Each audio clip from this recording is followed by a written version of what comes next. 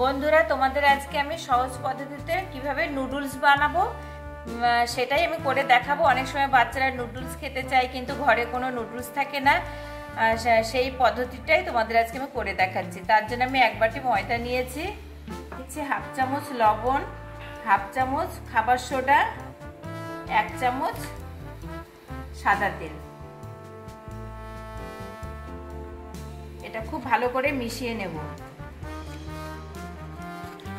বাচ্চারা বায়না করলে যে নুডলস খাবো কিন্তু বাইরেও কিনতে যাওয়ার কেউ নেই, তখন তোমরা বাড়িতে এই পদ্ধতিটা অবলম্বন করতে পারো, এইভাবে বানিয়ে ওদের খাওয়াতে পারো। এবার আমি একটু জল দিয়ে মেখে নেব।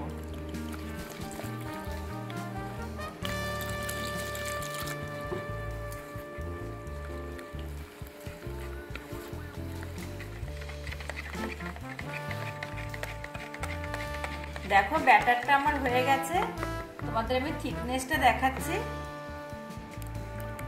বেশি ঘনও না আবার একদম পাতলাও না, এই যে এরকম হবে।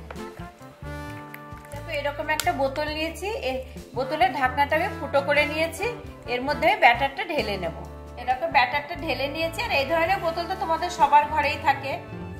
একটা ফ্রাই প্যান বসিয়েছি, আমি একটা টিস্যু পেপারে অল্প একটু তেল নিয়েছি, ফ্রাই প্যানটা এই টিস্যু পেপারটা দিয়ে মুছে নিচ্ছি।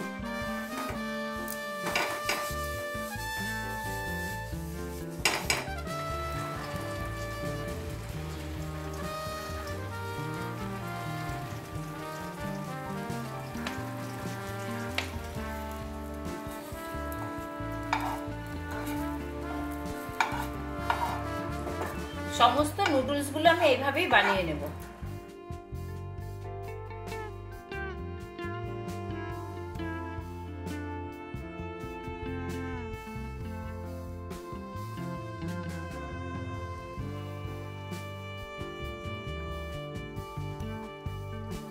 দেখো কতটা সুন্দর হয়েছে নুডলস গুলো। আমি সমস্ত নুডলস গুলো এভাবে বানিয়ে নিয়েছি, কতটা দেখতে সুন্দর হয়েছে। আমি এবার রান্না করে দেখাচ্ছি।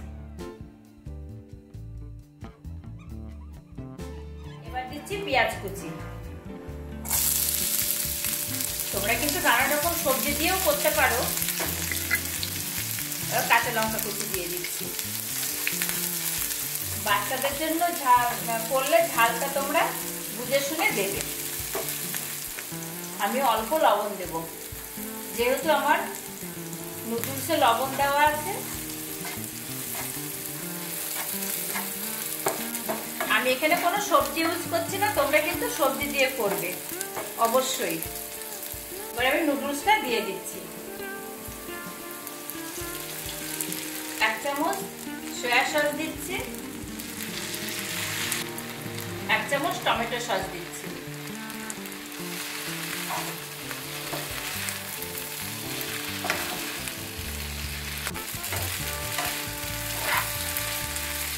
আমার নুডলসটা একদম রেডি হয়ে গেছে, আমি এবার একটা পাত্রে নামিয়ে নেব। দেখলে তো বন্ধুরা কত সহজে আমি নুডলসটা বানিয়ে ফেললাম।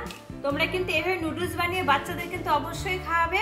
আমি কিন্তু এখানে ময়দা দিয়ে করেছি, তোমরা কিন্তু আটা দিয়েও করতে পারো, মানে স্বাস্থ্যের কথা ভেবে বাচ্চাদের। কতটা সুন্দর হয়েছে, দোকানের থেকে কোনো অংশে কম না, এতটাই খেতে মানে একদম দোকানের মতো খেতে হয়েছে। আর আমার এই রেসিপিটি তোমাদের কেমন লাগলো অবশ্যই জানাবে, আর আমার চ্যানেলটি অবশ্যই সাবস্ক্রাইব করে